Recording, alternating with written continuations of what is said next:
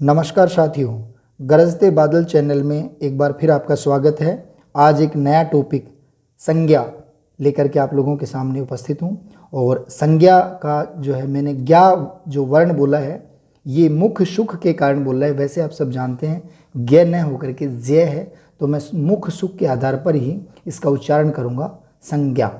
तो सबसे पहले देखें कि संज्ञा जो शब्द है ये जो है सम जमा ज्ञा, और इसका मतलब होता है ठीक ठीक तरह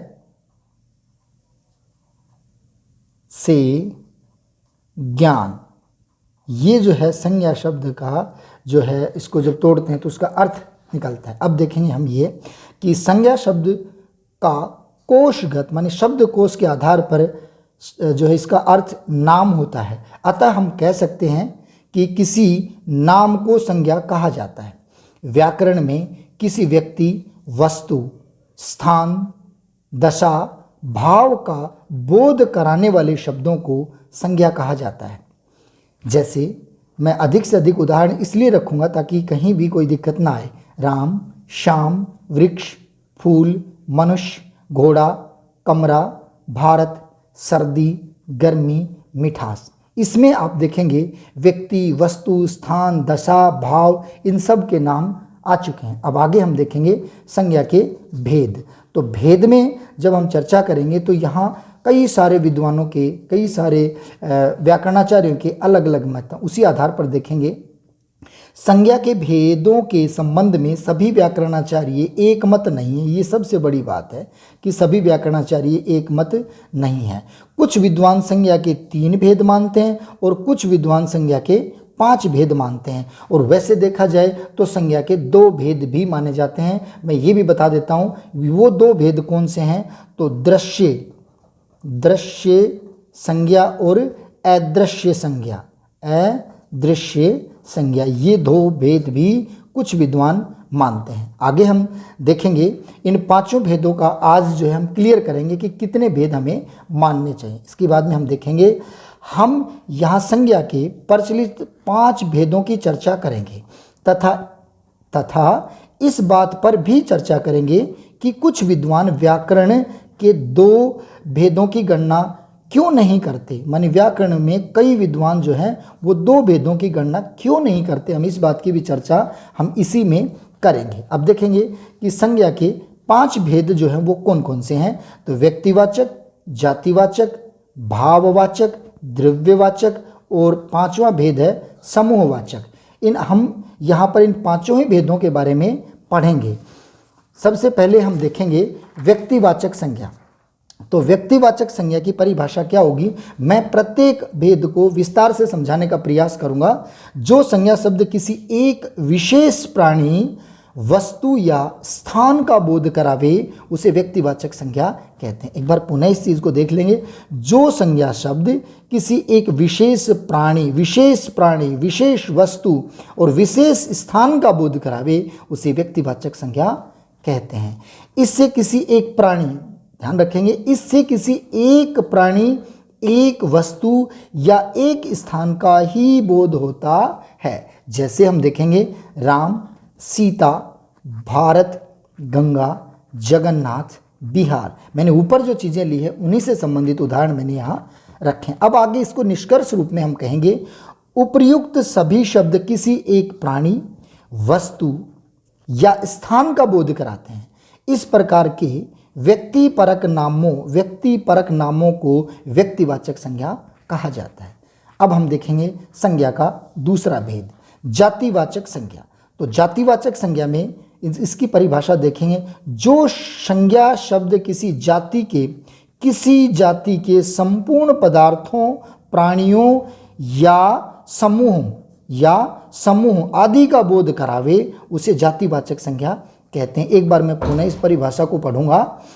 जो संज्ञा शब्द किसी जाति के संपूर्ण पदार्थों, प्राणियों या समूहों आदि का बोध करावे उसे जातिवाचक संज्ञा कहते हैं। अब इसका उदाहरण स्वरूप हम देखेंगे, जैसे गाय, कुत्ता, फूल, फल, पशु, मनुष्य, औरत, छात्र, लड़का, नदी, पर्वत और प्रांत, ये सभी जो हैं हम कहें कि जो संज्ञा शब्द किसी जाति के संपूर्ण, अब यहाँ सभी, गाय का नाम लेते गाय की संपूर्ण जाति, कुत्ता का नाम ले तो कुत्ता की संपूर्ण जाति, ठीक उसी प्रकार से जो है मनुष्य का नाम ले तो मनुष्य जाति से मतलब है, औरत का नाम लेंगे तो औरत जाति से मतलब है। तो इस प्रकार हम देखेंगे कि ये जातिवाचक संज्ञा थी। अब इस चीज़ का हम निष्कर्ष निकालते हैं। उपर्युक्त सभी शब्द किसी एक खास पदार्थ, प्राणी या समूह के लिए विवृत नहीं होते। गाय कहने से संसार भर की सभी गायों का बोध हो जाता है, किसी एक गाय विशेष का बोध नहीं होता। माने संसार की सभी गायों का बोध हो जाता है, संसार की सभी गाय जाति का बोध हो जाता है, कोई विशेष गाय के बारे में पता नहीं चलता है। इस प्रकार से संज्ञा पद संपूर्ण जाति का बोध कराते हैं। तो ये जातिवाचक जो है संपूर्ण जाति का बोध कराते हैं। इसके बाद में अगला और तीसरा जो भेद है संज्ञा का वो देखेंगे, भाववाचक संज्ञा। जिस संज्ञा शब्द से किसी वस्तु, व्यक्ति के गुण, धर्म, स्वभाव, दोबारा देखेंगे, भाववाचक में जिस संज्ञा शब्द से किसी वस्तु, व्यक्ति के गुण, धर्म, स्वभाव, दशा और अवस्था आदि का बोध हो उसे भाववाचक संज्ञा कहते हैं। अब इसमें हम उदाहरण स्वरूप देखेंगे कि बुढ़ापा, चतुराई, मिठास, मित्रता, बचपन, क्रोध, अच्छाई, यौवन और हरियाली, छटपटाहट। अब इनको एक बार पुनः देखेंगे। ऊपर जो परिभाषा दी है उसी के अनुरूप एक से अधिक उदाहरण इसीलिए रखे हैं ताकि आपको किसी प्रकार का कोई कंफ्यूज ना रहे। पुनः सुनेंगे। जिस संज्ञा शब्द से किसी वस्तु, व्यक्ति के गुण, धर्म, स्वभाव, दशा और अवस्था आदि का बोध हो उसे भाववाचक संज्ञा कहते हैं। अब इसके लिए हम एक विशेष बात पढ़ेंगे और वो ये रहेगी, भाववाचक संज्ञा के लिए विशेष बात जो है वो ये रहेगी कि हम कैसे करें कि ये भाववाचक संज्ञा बने या किस प्रकार से हम भाववाचक संज्ञाएं बनाते हैं। तो मैंने एक छोटी सी यहाँ ट्रिक रखी है, विशेष रूप से रखी है। देखेंगे आप कहीं पर भी आई, ता, वट, हट, पन, पा आदि प्रत्यय लगा करके हम भाववाचक संज्ञाएं बना सकते हैं, बनाई जाते हैं। एक बार पुनः देखेंगे। कई बार हमसे पूछा जाता है कि भाववाचक संज्ञाएं बनाइए, तो जब भी कहीं पर ये प्रत्यय हम लगा दें शब्द के साथ तो कौन सी संज्ञा बनेगी? भाववाचक संज्ञा। आई, ता, वट, हट, पन, पा ये लगा देंगे तो भाववाचक संज्ञा बनेगी। इसके बाद में देखेंगे द्रव्यवाचक संज्ञा। अब मैं इसको क्लियर करूंगा कि 3 और 5 कहाँ है, तो इसी के साथ क्लियर भी होती जाएगी। हिंदी के कुछ विद्वान व्याकरणाचार्य कह दें द्रव्यवाचक संज्ञा को संज्ञा का अलग भेद नहीं मानते। ये विशेष बात है। यहाँ हिंदी के कुछ व्याकरणाचार्य द्रव्यवाचक संज्ञा को संज्ञा का अलग भेद नहीं मानते, बल्कि इसे जातिवाचक का ही एक रूप मानते हैं। जातिवाचक का ही एक रूप माना जाता है। किसको? द्रव्यवाचक संज्ञा को। अब देखेंगे आगे। सामान्यतः जिन वस्तुओं को नापा या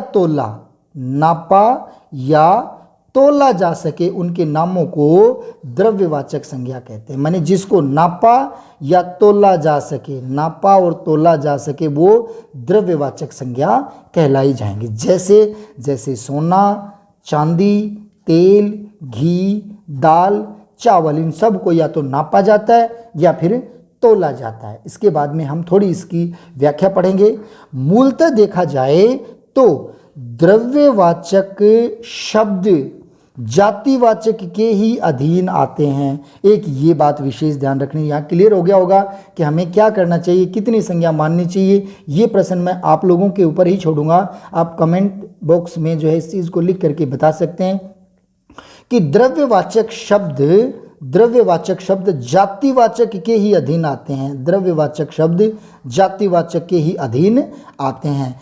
सोना कह देने से सभी प्रकार के सोने का बोध हो जाता है, इसलिए इसको द्रव्यवाचक कहा है। तेल कह देने से जो है तेल यहाँ का नहीं, सारा ही तेल वहाँ आ जाता। घी कह देने से सारे ही घी का बोध हो जाता है। अतः ये शब्द मूलतः जातिवाचक के ही हैं। तो आपका ये भेद क्लियर हो गया होगा, ये जातिवाचक में ही आएगा। अब अंतिम हम देखेंगे समूहवाचक संज्ञा। तो समूहवाचक संज्ञा को परिभाषित किस प्रकार से किया देखेंगे कि हिंदी के कुछ विद्वान व्याकरणाचार्य समूहवाचक संज्ञा को भी स्वतंत्र भेद न मानकर जातिवाचक का ही एक रूप मानते हैं। एक बार पुनः मैं इस चीज को पढ़ूंगा।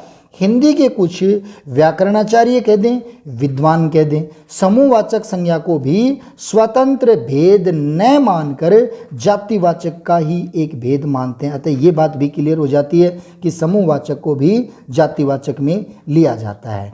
सामान्यतः जिस शब्द से समूह है, ध्यान रखेंगे, समूह या झुंड का बोध होता हो वह समूहवाचक संज्ञा होगी या वहाँ समूहवाचक संज्ञा होगी। एक बार पुनः देखेंगे इस परिभाषा को, क्या कि समूहवाचक संज्ञा को भी स्वतंत्र भेद न मानकर जातिवाचक का ही भेद का एक भेद मानते हैं। सामान्यतः जिस शब्द से समूह या झुंड का बोध होता हो उसे समूहवाचक संज्ञा कहते हैं। जैसे देखेंगे तो सेना, सभा, मेला, कक्षा, भीड़, इन सब का जो है वजूद जो रहता है वो भीड़ में ही रहता है। सेना, सभा, मेला, कक्षा और भीड़। आशा करता हूँ संज्ञा का ये पार्ट आपको पसंद आया होगा।